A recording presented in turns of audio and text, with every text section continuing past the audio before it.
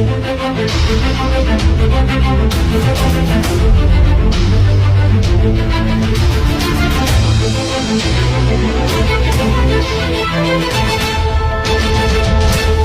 araw sa ating lahat. Kami ang Grade 10 Gold sa Del Pilar Integrated School.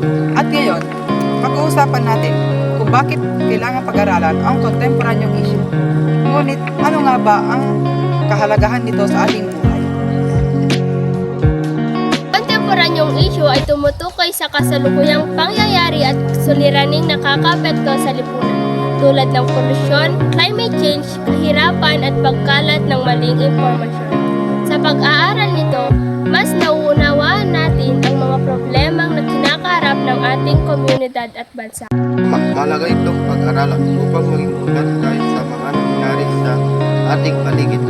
Tulong din ito upang mapaunlad ang ating kapag-isip at makagawa ng tamang desisyon bilang mga.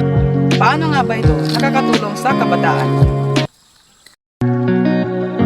Pamamagitan ng pag-aaral ng kontemporanyong issue, natututo ang mga kabataan na maging responsable, mapanuri at aktibong makilahok sa mga usaping panlipunan.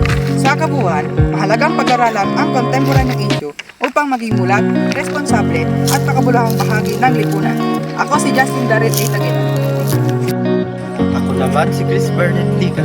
At ako naman si Daisy Riley Hernando. Ulat para sa espesyal na talakayan tungkol sa kontemporanyong issue.